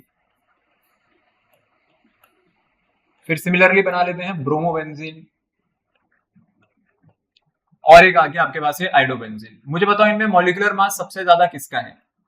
फ्लोरो, क्लोरो, ब्रोमो, आइडोबेंजीन में से सबसे ज्यादा मॉलिक्यूलर मास किसके निकल करके आएगा? ऑब्वियस बात है आइडोबेंजीन का, क्योंकि आयोडीन का मास सबसे ज्यादा होता है। ये आपके पास सारे के सारे एक ही ग्रुप के मेंबर है। ग्रुप नंबर 17 के डाउन द ग्रुप बढ़ेंगे तो साइज बढ़ता है और मास भी बढ़ता चला जाता है। तो सबसे ज्यादा यहाँ पर बॉइलिंग पॉइंट किसका होना चाहिए? फिर मेरे पास आइडोबेंजीन का। आइडोबेंजीन का बॉइलिंग पॉइंट जो है वो सबसे ज्यादा हो जाएगा। ठीक है, यहाँ पर कोई सिमेट्री वाला फैक्टर नहीं है। बॉइलिंग पॉइंट में सिमेट्री वाला फैक्टर नहीं है, पर अभी बॉइलिंग पॉइंट के साथ एक और जरूरी चीज बचती है, जिसका नाम है अपने पास मेल्टिंग पॉइंट। अब आपको कंफ्यूज करने के लिए एग्जामिनर्स के पास हर एक चीज रहती है। आप बॉइलिंग पॉइंट पढ़ के जाओगे, वो मेल्टिंग पॉइंट पे ले आएंगे आपको। ठीक है, अब जरा आप लोग यहाँ पर मेल्टिंग पॉइंट के बारे में समझना, मेल्टिंग पॉइंट को देखना। तो अगला आ जाते हैं हम लोग यहाँ पर मेल्टिंग पॉइंट पर। देखो जनरली पता है क्या होता है, जो बॉइलिंग पॉइंट का ऑर्डर है ना, मेल्टिंग पॉइंट का ऑर्डर भी वही रहता है। ठीक है, जो बॉइलिंग पॉइंट का ऑर्डर है वही आपके पास मेल्टिंग पॉइंट का ऑर्डर रहता है। लेकिन मेल्टिंग पॉइंट में ना एक खास चीज होती है और उसको हम कहते हैं पैकिंग। ठीक है, कि आप लोगों ने अगर देखा हो तो मेरे पास जैसे ये आइडोबेंजीन है या ब्रोमोबेंजीन है, कोई सी भी आप यहाँ पे हेलोबेंजीन उठा करके देखो, अगर आप इसको स्टडी करोगे इस कंपाउंड को, आप इसका कोई मॉलिक्यूल लेकर के आओगे तो एक मॉलिक्यूल थोड़ी होता है। जब मैं उठा के लाऊंगा तो उसके अंदर मिलियंस और बिलियंस ऑफ मॉलिक्यूल्स होंगे। तो ऐसे ही घूम थोड़ी रहे होंगे, फैल थोड़ी रखे होंगे, उनकी अपने पास किसी एक पैटर्न में या कोई एक डेफिनेट पैटर्न में उनकी क्या हो रखी होगी, पैकिंग हो रखी होगी। ठीक है, जैसे आप लोगों की क्लास होती है, क्लास में अगर मैं बात करता हूँ तो वहां पे सीट्स लगी हुई होती है, तो आपने देखा होगा कि एक जो पैटर्न है सीट्स का वो हमेशा फिक्स रहता है, रेगुलर अरेंजमेंट रहता है। तो वैसे इनके क्या होते हैं, इनके होते हैं क्रिस्टल लैटिस होते हैं। तो क्रिस्टल लैटिस के अंदर ना आपको चेक करना है कि आपका क्रिस्टल लैटिस कितना स्ट्रॉन्ग बन रहा है। और क्रिस्टल लैटिस स्ट्रॉन्ग बनता है हमारे पास एफिशिएंट पैकिंग से। ठीक है, अब एफिशिएंट पैकिंग कैसे होती है, जैसे हम लोगों के पास आपने देखा है कि पेटियां होती हैं जिसमें सामान रख के आता है, खाने का है, काफी सारी चीजें। तो अब उसमें अगर किसी में आपने कुछ फूड के पैकेट्स रखे हैं, कुछ बॉटल्स रखी हुई है, तो ऑब्वियसली बात है उसको अगर आप ऐसे ही फैला दोगे ना डब्बे में, तो वो एक तो क्या करेगा, जगह भी ज्यादा घेरेगा और सामान भी उसके अंदर क्या आएगा, कम से कम आएगा। लेकिन अगर आप दिमाग लगाओगे, आप कहोगे कि नहीं एक काम करते हैं, बॉटल्स को ऐसे खड़ा करके रख देते हैं, फिर उसके बाद साइड में जो जगह बचेगी उसमें डब्बों को लगा देंगे। तो आपने क्या करा, आपने ना एक रेगुलर या एक डेफिनेट पैटर्न चूज कर लिया। वैसे ये लोग करते हैं, ये भी अपनी क्रिस्टल लैटिस में ना एक रेगुलर या फिर एक डेफिनेट पैटर्न चूज कर लेते हैं जिसमें खुद को अरेंज करते हैं। जितना एफिशिएंटली अरेंज हो रखे होंगे अपने क्रिस्टल लैटिस में, आपका क्रिस्टल लैटिस उतना स्ट्रॉन्ग बनेगा। और अगर क्रिस्टल लैटिस स्ट्रॉन्ग बन रहा है तो उससे मेल्टिंग पॉइंट क्या हो जाता है, मेरे पास हाई हो जाता है। अब आती है एफिशिएंट पैकिंग की बारी। तो एफिशिएंट पैकिंग में सिमेट्री मैटर करती है। ठीक है, अगर आपका मॉलिक्यूल सिमेट्रिकल है ना, तो वो ऑटोमेटिकली क्या हो जाएगा, आपके पास एक एफिशिएंट पैकिंग की तरफ आगे बढ़ जाएगा। देखो कैसे, मेल्टिंग पॉइंट में सबसे पहले तो हम लोग ध्यान रखेंगे कि मेल्टिंग पॉइंट में भी ना ये वाला फैक्टर तो है ही, कौन सा वाला, मॉलिक्यूलर मास वाला, कि मेल्टिंग पॉइंट किसके डायरेक्टली प्रोपोर्शनल होता है अपने पास, मॉलिक्यूलर मास के। ठीक है, लेकिन एक चीज हम लोग यहां पर और कर देते हैं, वो है आपके पास इसकी क्रिस्टल लैटिस के अंदर इसकी पैकिंग कैसी है। ठीक है, एफिशिएंट या इनएफिशिएंट है। जितनी ज्यादा एफिशिएंट होगी उतना कम मेल्टिंग पॉइंट, उतना ज्यादा मेल्टिंग पॉइंट ही अपने पास बनाएंगे। तो मैं यहां पर लिख देता हूं कि मॉलिक्यूलर मास के साथ एक सेकंड पॉइंट जिससे आपके ज्यादातर क्वेश्चंस, अगर आपके कहीं पे क्वेश्चन पूछा जाएगा तो ऑब्वियसली बात है कोई एक्सेप्शनल रूल के कारण ही पूछ रहे होंगे। तो अगला रहेगा हमारे पास यहां पर पैकिंग। तो जो मेल्टिंग पॉइंट है ना वो किसके डायरेक्टली प्रोपोर्शनल होता है अपने पास, एफिशिएंट पैकिंग के। और किसके अंदर होगी इसकी एफिशिएंट पैकिंग, इसके क्रिस्टल लैटिस में। और ये सिर्फ ऐसा नहीं है कि सिर्फ इसके लिए है रूल, मतलब हेलोअरीन के लिए, सबके लिए है रूल, सबके लिए। आप किसी भी तरीके का कंपाउंड लेकर के आओ, जितने भी कंपाउंड्स होते हैं अपने क्रिस्टल लैटिस में किसी ऑर्डर में ही लगे होते हैं, रैंडमली नहीं फैला हुआ होता है कोई, इसीलिए सबकी ज्योमेट्रीज आपको पढ़ाई जाती है।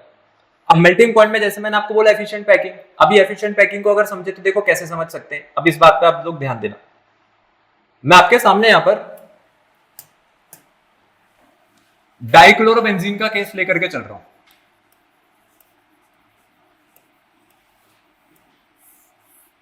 सबसे पहले देख लेते हैं यहां पर डाइक्लोरोबेंजीन। तो मैं दो डाइक्लोरोबेंजीन बनाऊंगा यहां पे। पहले वाली जो डाइक्लोरोबेंजीन बनाई है, वैसे इसका नाम क्या होना चाहिए आपके पास, जो पहले वाली डाइक्लोरोबेंजीन है क्या नाम है इसका, यह है आपके पास ऑर्थो डाइक्लोरोबेंजीन। और अगले वाली कौन सी है अपने पास, ये पैरा डाइक्लोरोबेंजीन है। अब मेरे को बताओ इन दोनों में से मेल्टिंग पॉइंट किसका ज्यादा होगा, ऑर्थो डाइक्लोरोबेंजीन का ज्यादा होगा या पैरा डाइक्लोरोबेंजीन का ज्यादा होगा। इस पोजीशन को क्योंकि ऑर्थो कहते हैं।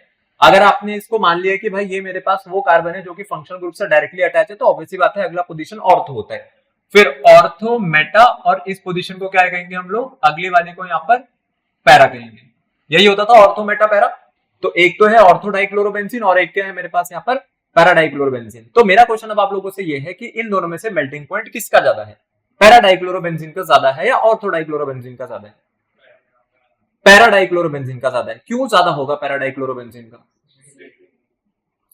तो इसका जो क्रिस्टल लैटिस है वो स्टेबल बनेगा। और कैसे बनेगा स्टेबल, क्योंकि आप देखो यहाँ पर ना सिमेट्री है। सिमेट्री होने का मतलब है जब आप इसको चिपकाओगे ना, इसके बगल में अगर आप अगला पैरा डाइक्लोरोबेंजीन लाते हो, बिल्कुल ऐसे चिपक के इसके साथ चल सकता है। ठीक है, राइट साइड से भी और लेफ्ट साइड से भी।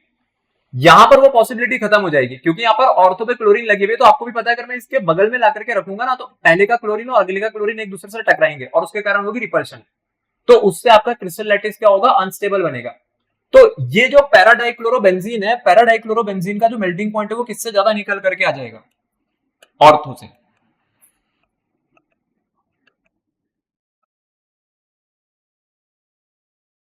तो melting point of paradichlorobenzene is greater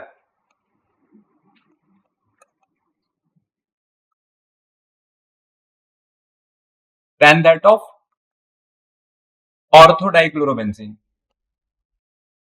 और क्या रीजन लिखेंगे इसके पीछे? ड्यू टू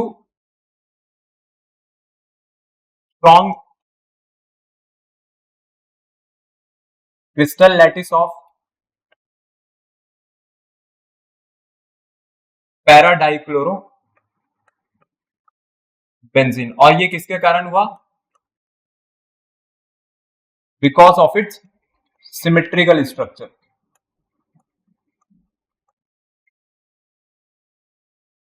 ठीक है, इसमें सिमेट्री ज्यादा है तो इसलिए ऐसा हो सकता है। ठीक है, ये वाला आया समझ में जो आपको एग्जांपल यहां पर कराया गया। ठीक है, तो अब इसमें अगर हम लोग यहाँ पर मेटा वाला भी इंक्लूड कर दे तो देखो मेटा वाले के साथ क्या होगा। जब आपके पास मेटा आइसोमर भी आ जाएगा तो सबसे कम इसमें ना मेटा वाले का रहता है। इनकी जो क्रिस्टल स्ट्रक्चर है, जो क्रिस्टल लैटिस है, उसमें सबसे ज्यादा जो अनस्टेबल है वो आपके पास है मेटा वाला। फिर मेटा वाले के बाद किसकी बारी आएगी अगली इसमें? ऑर्थो की। और ऑर्थो के बाद लास्ट वाला कौन सा आ जाएगा मेरे पास यहाँ पर? पैरा। पैरा का तो सबसे हाई है मेल्टिंग पॉइंट। ठीक है, ये रहेगा आपके पास यहाँ पर मेल्टिंग पॉइंट का ऑर्डर। तो ये हो गया अपने पास इनका मेल्टिंग पॉइंट। इसको थोड़ा सा ऊपर कर देते हैं।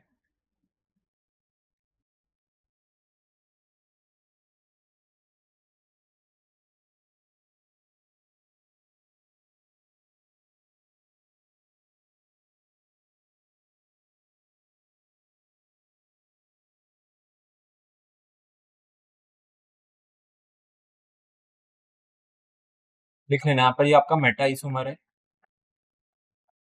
फिर ये हो गया ऑर्थो आइसोमर, और लास्ट वाला हो गया अपने पास इसमें पैरा आइसोमर। ठीक है, सबसे कम मेटा का होगा, सबसे हाई पैरा का होगा, और बीच में रहेगा अपने पास यहाँ पर ऑर्थो वाला। अब चलते हैं डाइपोल मोमेंट पर। तो आपके पास अब अगला आ जाते हैं यहाँ पर डाइपोल मोमेंट पर। डाइपोल मोमेंट देख लेते हैं। डाइपोल मोमेंट पे अगर ध्यान देंगे तो हेलोअरीन्स में जो डाइपोल मूवमेंट है, अब शुरुआत आपको वहीं से करनी है। आप फ्लोरोबेंजीन से शुरू करके कहां तक जाओगे? आइडोबेंजीन तक जाओगे। ठीक है, फ्लोरोबेंजीन से कहां तक जाना है हम लोगों को? आइडोबेंजीन तक। शुरुआत में भी नंबर ऑफ हेलोजन एटम एक ही रखेंगे, पहले एक एक हेलोजन एटम पे कंपेयर करके देख लेते हैं। तो आपके पास जो फ्लोरो वाली होती है, फ्लोरो वाले का सबसे कम रहेगा डाइपोल मूवमेंट। फिर फ्लोरो के बाद किसकी बारी आएगी यहाँ पर? क्लोरो की। फिर आएगा ब्रोमो, और लास्ट में क्या आ जाएगा मेरे पास यहाँ पर? आइडो।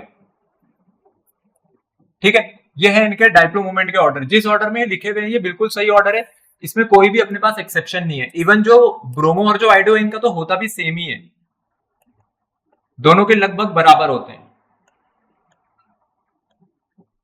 इन दोनों के लिए आप लिख लेना कि नियरली सेम डाइपोल मोमेंट।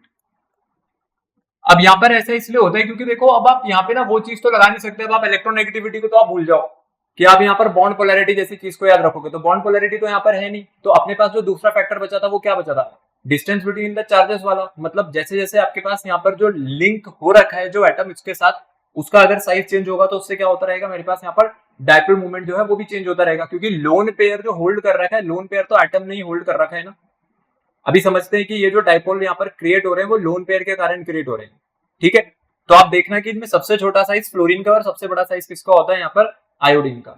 ठीक है, तो उसी के कारण यहाँ पर जो डाइपोल मूवमेंट है वो फ्लोरीन से लेकर के आयोडीन तक बढ़ता चला गया।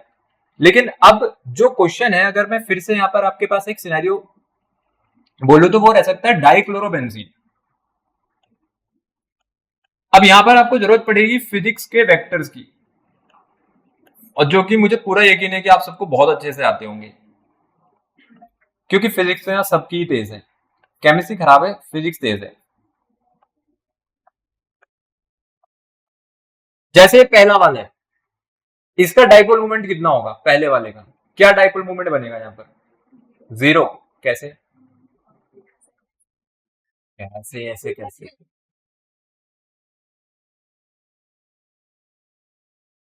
बिल्कुल, यहाँ पर ये जो कार्बन है, कार्बन में अगर आप क्लोरीन को देखोगे तो क्लोरीन के पास कितने लोन पेयर है यहाँ पे टोटल? 3 लोन पेयर है। ठीक है, लोन पेयर मतलब यहाँ पर नेगेटिव चार्ज है। तो जो आपका पहला डाइपोल मूवमेंट बन रहा है वो एक तो यहाँ बन रहा है कार्बन क्लोरीन बॉन्ड में इस लोन पेयर के कारण, ये आ गई इसकी डायरेक्शन। ठीक है, अबव द प्लेन, और एक यहीं से बन गया मेरे पास ये बिलो द प्लेन। तो अगर आप इसका नेट डाइपोल मूवमेंट देखोगे ना, इन दोनों की वजह से जो मेरे पास म्यू नेट आएगा, तो आपका म्यू नेट कितना आ जाएगा यहाँ पर? 0। नेट डाइपोल मूवमेंट इनका 0 हो जाएगा क्योंकि है तो दोनों ही क्लोरो। ठीक है, तो ये जो पैराडाइक्लोरोबेंजीन है ना, पैराडाइक्लोरोबेंजीन का डाइपोल मूवमेंट कितना होता है अपने पास? 0 होता है। ठीक है, क्यों 0 होता है? क्योंकि फिजिक्स में आप लोगों ने वेक्टर्स का रिजल्टेंट निकालना सीखा होगा। ये मेरे पास कैसे वेक्टर हैं जिनका मैग्नीट्यूड बिल्कुल सेम है और ये डायरेक्शन में कैसे एक दूसरे के अपोजिट है। ठीक है, तो यहाँ पर जो म्यू नेट है वो हो गई अपने पास 0। अब बढ़ते हैं आगे ऑर्थो वर्सेस मेटा पर। इंपॉर्टेंट चीज, ऑर्थो वर्सेस मेटा। अब यहां पर फिजिक्स थोड़ी जरूरत से ज्यादा लगेगी, थोड़ी ही लगानी है, ज्यादा नहीं लगाएंगे।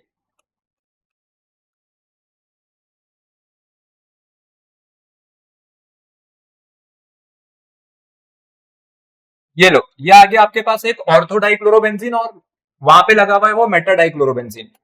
ठीक है, मैं नाम भी लिख देता हूं इनके नीचे,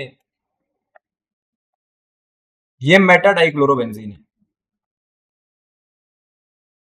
और वैसे ही अगला वाला क्या है आपके पास? अरे, ये ऑर्थो है और ये है मेटा डाइक्लोरोबेंजीन। क्या लगता है आपको इनमें से किसका डाइपोल मूवमेंट ज्यादा होगा? ऑर्थो वाले का ज्यादा आएगा या मेटा वाले का ज्यादा आएगा? किसका आएगा ज्यादा निकल करके? ऑर्थो का ज्यादा आएगा। चलो ठीक है, कैसे ऑर्थो का कैसे ज्यादा आ रहा है? आंसर सही है, नहीं ऑर्थो का ज्यादा है, बिल्कुल सही है, ऑर्थो का यहाँ पर ज्यादा होता है। बट क्यों होता है, क्यों है यहाँ पर ऑर्थो डाइक्लोरोबेंजीन का ज्यादा? नहीं, जब आप यहां से डाइपोल मूवमेंट निकालोगे तो पहली डाइपोल मूवमेंट आपके पास कैसी आ रही है? इस डायरेक्शन की। और ये है आपके पास यहां से दूसरे डाइपोल मूवमेंट। सबसे पहले मुझे बताओ इन दोनों के बीच में कितने डिग्री का एंगल बन रहा है? ये एंगल कितने डिग्री का है यहाँ पर? ये एंगल है आपके पास 60 डिग्री का। ठीक है, 60, 120, फिर ये 180 हो गया पूरा। ठीक है, सिमेट्री थी। ये एंगल अराउंड है, स्ट्रेट पॉइंट है। ठीक है, आपको भी पता होगा रिंग प्लेनर होती है, तो बिल्कुल सीधा एंगल खींचेंगे तो पूरा 180 डिग्री का है। तो ये पूरे पूरे 60-60 के बटे हुए अपने पास यहाँ पर, ये ट्राइसेक्शन जो रखिए 60, 60, 60। तो ये 60 डिग्री का एंगल है। ठीक है, पहला यहाँ पर आ गया। इसके बीच में थोड़ा सा और गैप दिखा देते ताकि रिजल्टेंट के लिए भी आपके पास मौका रहे। ये लो, ये आ गया आपके पास यहाँ पर 60 डिग्री। अब क्या आप लोगों को फॉर्मूला याद है? रिजल्टेंट का फॉर्मूला क्या होता था? अब मेरे पास क्योंकि दो वेक्टर है यहाँ पे, तो मुझे उनका क्या निकालना पड़ेगा? रिजल्टेंट। तो एक बार जरा मेटा वाले को भी देख लेते हैं कि मेटा वाले में क्या सिनेरियो बनेगा। मेटा वाले में बताओ, मेटा वाले में क्या एंगल निकल करके आया इन दोनों के बीच में? मेटा वाले में एंगल कितना निकल करके आया इन दोनों के बीच में? 120 डिग्री का। अब आप लोग मेरे को बताओगे रिजल्टेंट निकालने का क्या फॉर्मूला हुआ करता था? Resultant of two vectors is given by which formula? A square plus plus 2ab cos theta. ठीक है, जहां पर ए और बी क्या होते थे? ए और बी आपके पास वेक्टर के मैग्नीट्यूड है। ठीक है, ऑब्वियसली बात है, चाहे पहला वाला मूवमेंट उठाऊं चाहे दूसरा वाला उठाऊं, इन दोनों का जो मैग्नीट्यूड है वो सेम आएगा। चलो आप कह दो इसको ए है, ये बी है। मैं अभी कह देता हूं कि ए का जो मैग्नीट्यूड है वो किसके इक्वल है यहाँ पर अपने पास? बी के मैग्नीट्यूड के इक्वल है। तो ऑब्वियसली बात है, आपका आंसर ए और बी तो नहीं चेंज कर सकते, क्योंकि पहले वाले में भी मैग्नीट्यूड सेम आएगा और दूसरे वाले में भी मैग्नीट्यूड सेम आएगा। क्योंकि अगर आप इसको ए मान लेते हो तो ये रहा आपके पास बी, क्योंकि मूवमेंट में तो कोई चेंज नहीं आया होगा। अब जो सारी की सारी बात अटक जाएगी वो किस पे अटक जाएगी आकर के? आपके पास इस cos थीटा पे।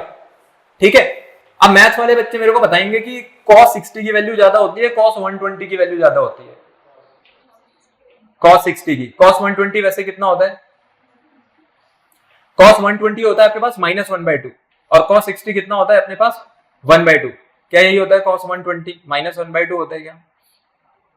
तो cos में अब आप यहां पे अगर देखोगे तो अपने पास जो थीटा है ना, ये जो थीटा की वैल्यू है, अब ये सारा का सारा डिफरेंस क्रिएट कर देगी। क्योंकि cos में अगर मैं 60 की वैल्यू पुट करूं तो आप मेरे को बताओ cos 60 कितना होता है अपने पास?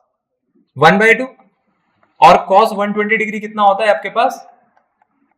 ये होता है -1/2। तो होगा क्या, जब आप रिजल्टेंट निकालोगे ना, तो जैसे यहाँ पर 1/2 के साथ नेगेटिव का साइन आएगा, ये ओवरऑल मैग्नीट्यूड को कम कर देगा। ठीक है, तो आपके पास नेट डाइपोल मोमेंट फिर किसकी ज्यादा बनेगी? ऑब्वियसली बात है किसकी ज्यादा बननी चाहिए, फिर ऑर्थो वाली की ज्यादा बननी चाहिए। क्यों? क्योंकि भाई जहां थीटा 120 डिग्री है वहां पर आपके पास कॉस का मैग्नीट्यूड कैसा हो गया है? नेगेटिव। ठीक है, कम हो गया है मैग्नीट्यूड। तो अब क्या आंसर देना चाहिए फिर मेल्टिंग पॉइंट के लिए हम लोग, वो डाइपोल मोमेंट के लिए हम लोग को? कहां डाइपोल मोमेंट ज्यादा हुई? फिर ऑर्थो वाले के पास। ठीक है, तो इसका डाइपोल मोमेंट ज्यादा होता है और मेटा वाले का डाइपोल मोमेंट अपने पास कम होता है। तो ये हो गया आपके पास डाइपोल मोमेंट का आंसर।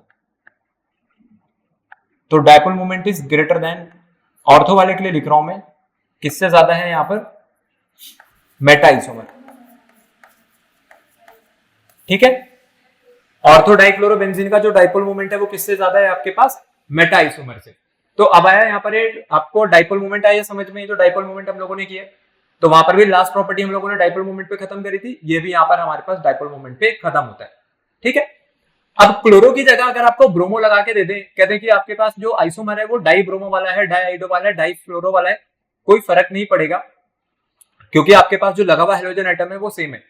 पर जो रूल यहाँ पे क्लोरो में काम कर रहा है वही बाकियों में भी काम करेगा। ठीक है, इससे ऊपर लेवल पे वैसे भी आपसे नहीं पूछा जाएगा, अगर क्वेश्चन पूछेंगे तो इतना ही पूछेंगे, इससे ऊपर नहीं पूछेंगे। ठीक है, तो यहां से जब क्वेश्चंस आते हैं तो फिजिकल प्रॉपर्टी में, फिजिकल प्रॉपर्टी कैसी होती है जिसको बच्चा छोड़ के जाता है हमेशा, और टीचर को बात पता होती है कि बच्चे फिजिकल प्रॉपर्टी पे ध्यान ही नहीं देते हैं कभी। तो यहाँ पर हमारे पास खत्म होता है फिजिकल प्रॉपर्टी। ठीक है, अब आप लोगों की जो नेक्स्ट क्लास है उसमें हम लोग करेंगे केमिकल प्रॉपर्टीज, मतलब जहां से आपका जो चैप्टर है वो रिएक्शन वाला पार्ट स्टार्ट हो जाएगा केमिकल प्रॉपर्टी से, क्योंकि प्रिपरेशन जो है वो सिलेबस में है नहीं, तो रिएक्शन स्टार्ट होंगी अब केमिकल प्रॉपर्टीज से।